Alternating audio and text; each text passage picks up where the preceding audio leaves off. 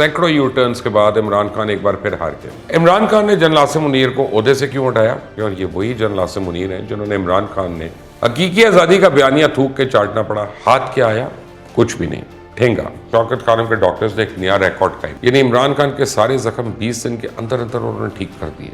दुनिया के सारे मेडिकल एक्सपर्ट्स की समझ से भी बाहर है। इमरान खान के लिफाफे सहाफ़ी और भौंकने वाले कुत्ते अभी भी ये कह रहे हैं। बिस्मिल्लाहिर्रहमानिर्रहीम, अस्सलाम वालेकुम। आज बिलाखिर 8 महीने की अनथक मेहनत, बयानियों के जोर, शोर शराबे और सैकड़ों यू टर्न्स के बाद इमरान खान एक बार फिर हार गया। एब्सोल्युटली नॉट जो है वो एब्सोल्युटली यस में कन्वर्ट हो गया, चेंज हो गया। हुकूमत ने सीनियरिटी के मुताबिक अपना आर्मी चीफ और chairman joint chief of staff लगा लिया और अब 29 नवंबर को जनरल कमर जावेद बाजवा की रिटायरमेंट के बाद जनरल आसिम मुनीर अगले 3 साल के लिए पाकिस्तान के आर्मी चीफ होंगे। जनरल आसिम मुनीर पाकिस्तान के वो पहले आर्मी चीफ हैं जो पाकिस्तान की 2 बड़ी इंटेलिजेंस एजेंसीज MI और ISI दोनों के सरबराह रह चुके हैं और ये वही जनरल आसिम मुनीर हैं जिन्होंने इमरान खान ने DGISI के ओहदे से हटाया, लेकिन एक बार फिर वही हुआ जो मंसूर खुदा था। उनकी प्रोफेशनल लाइफ पे तो खैर बात होती रहेगी। आज मैं आपको इमरान खान की बदतरीन शिकस्त और गंदी सियासत के बारे में बताऊंगा।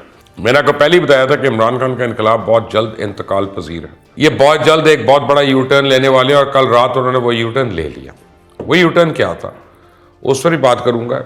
और इसके साथ ही शौकत खानम ने मुल्क की तारीख बल्कि दुनिया की तारीख में फास्टेस्ट मेडिकल सर्विस दे दी। वो सर्विस क्या है उस पर भी बात होगी।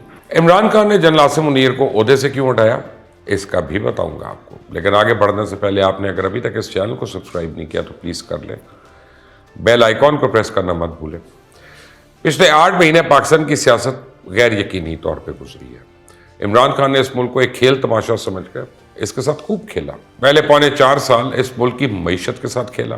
IMF के साथ किए गए मुआहदे की वादा खिलाफ वर्जी करके मुल्क को डिफॉल्ट की तरफ धकेल दिया और हुकूमत में रहते हुए इस मुल्क को खारजा पॉलिसी के साथ इसकी खेला। तहरीक अदम एतमाद की कामयाबी के बाद एक झूठे और बेबुनियाद साइफर पर खेला। अमरीकी साजिश के बयानिए के जरिए इस मुल्क की सालमियत के साथ खेला और मोहम्मद बिन सलमान से वसूल की गई घड़ी बेचकर इस मुल्क के लोगों को उनके इज्जत और वकार के साथ खेला। लॉन्ग मार्च का नाटक रचाकर और एक हफ्ते में 6 लाशें गिराकर मुल्क में जारी अमन और सुकून के साथ खेला। और फिर यह बयान आया कि आर्मी चीफ की तैनाती पर भी आइन और कानून के दायरे में रहते हुए खेलेंगे। लेकिन ऐन वक्त पर कानूनी माहिरीन ने मशवरा दिया कि खान साहब रहम खाओ खुद पर और अपनी बची कुची सियासत पर। इसलिए यह सियासी खेल इख्तिताम पजीर हुआ। और मज़े की बात तो यह है कि इमरान खान के लिफाफे सहाफ़ी और भौंकने वाले कुत्ते अभी भी ये कह रहे हैं कि वेल डन खान साहब, आपने क्या खूब खेला। ऐसा लगता है शर्म इन लोगों के करीब से भी नहीं होकर गुजरी। इस सारे अरसे और सारे खेल के नतीजे में इमरान खान के अपने हाथ में क्या आया? जवाब है ठेंगा, कुछ भी नहीं। तहरीक अदम एतमाद के बाद इमरान खान ने अपने 2 मुजाहिदीन के जरिए आइन तोड़ा। तहरीक अदम एतमाद को रोकने के लिए हर नाजायज़ काम किया गया। सुप्रीम कोर्ट से आइन शिकन होने का एजाज़ हासिल किया, लेकिन हाथ क्या आया? ठेंगा, कुछ भी नहीं। इलेक्शन की तारीख लेने के चक्कर में जगह जगह जलसे किए, एहतजाज किए, लॉन्ग मार्च निकाला, हाथ क्या आया? कुछ भी नहीं, ठेंगा।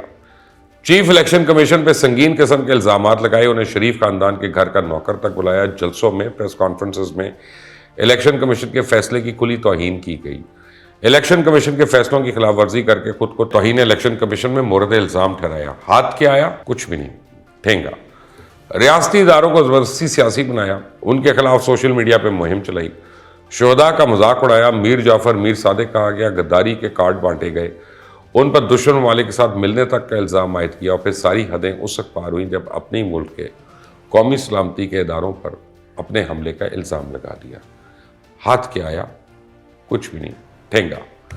हकीकी आज़ादी का बयानिया थूक के चाटना पड़ा। हाथ क्या आया? कुछ भी नहीं, ठेंगा। आर्मी चीफ की तैनाती को सोच समझकर बार बार मुतनाज़ बनाया, आने वाले आर्मी चीफ की हुब्बल वतनी पे सवाल उठाया, इसको एक विलन बनाकर पेश किया, लेकिन क्या अपनी पसंद का आर्मी चीफ हाथ आया? कुछ भी नहीं, ठेंगा। नौजवान नस्ल को गाली देना सिखाया, उन्हें अपने सियासी मुखालफिन की पकड़ियाँ उछालने पर लगाया, इख्तलाफ राय की बजाय उनको लड़ना झगड़ना सिखाया, नौजवानों को सियासी शऊर की बजाय उन्हें आए रोज ट्रक की नई बत्ती के पीछे लगाया। हाथ क्या आया? कुछ भी नहीं, ठेंगा।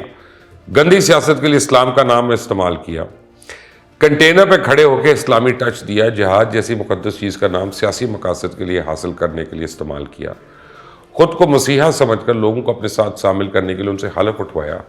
हाथ क्या आया? कुछ भी नहीं, ठेंगा।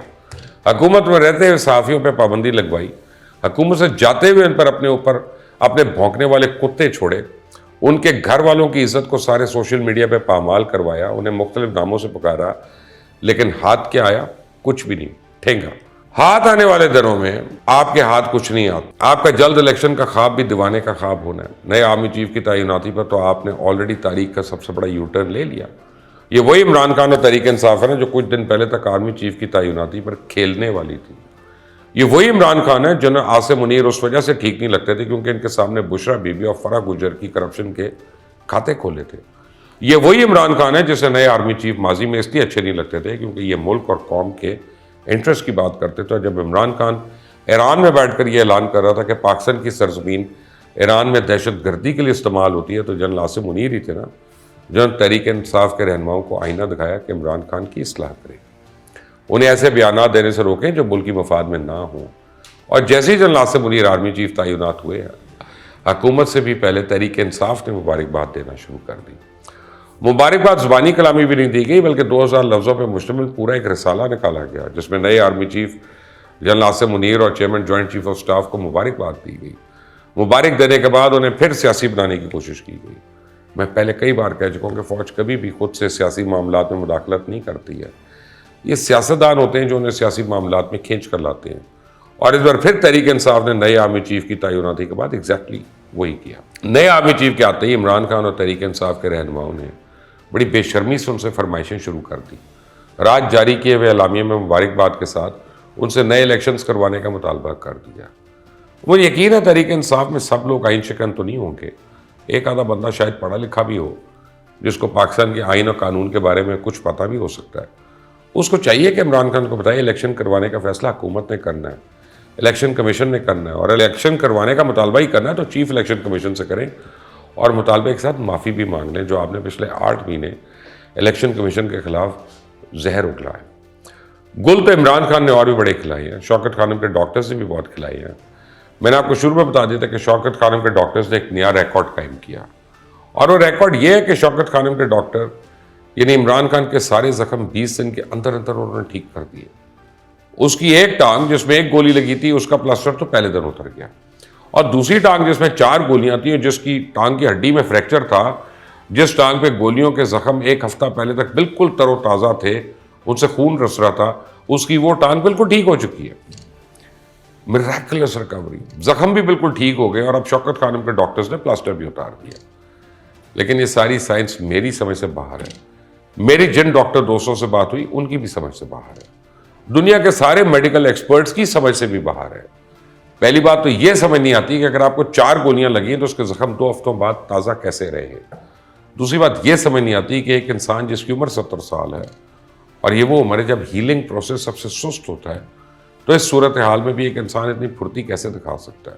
خیر, تحریک انصاف کے بلائنڈ فالوور سے بات کریں گے تو اس بات پہ ضرور کوئی نہ کوئی انگلی اٹھائیں گے, وہ کہیں گے کہ جی یہ تو خدا کا معجزہ ہے, یہ کوئی ولی کی کرامات ہے, کیونکہ ان کے دماغوں پہ ایسی مہر لگ چکی ہے کہ اگر عمران خان کہے کہ میں بالکل ٹھیک ہوں اور بھاگ کر کنٹینر پہ چڑھنا شروع کر دیں تو وہ لگے نہیں خان صاحب آپ کو 4 گولیاں لگی ہوئی ہیں, یہ آپ کی ہمت ہے جو آپ ایسے چڑھے ہیں. تو اب آنے والے دنوں میں یہ اونٹ کس کروٹ بیٹھتا ہے یہ تو وقت بتائے گا. لیکن امید ہے کہ آرمی چیف کی تعیناتی جس ایونٹ کے بارے میں اتنی سنسنی پھیلائی جا رہی تھی, اس تعیناتی کے بعد اب حالات کچھ بہتری کی طرف بڑھیں گے. ملک میں سیاسی استحکام کی راہ ہموار ہوگی, اور جب سیاسی استحکام آئے گا تو ملک میں معاشی استحکام بھی آئے گا. کیونکہ عمران خان جیسے حکمران یا حکمران سارے کے سارے آتے جاتے رہتے ہیں, آرمی چیف بھی چینج ہوتے ہیں, آتے جاتے رہتے ہیں, لیکن اس ملک کے اصل حکمران تو اس ملک کے عوام ہیں. وہ خوش ہوں گے تو یہ ملک خوشحال ہوگا. انٹل دی نیکسٹ ٹائم, اللہ حافظ.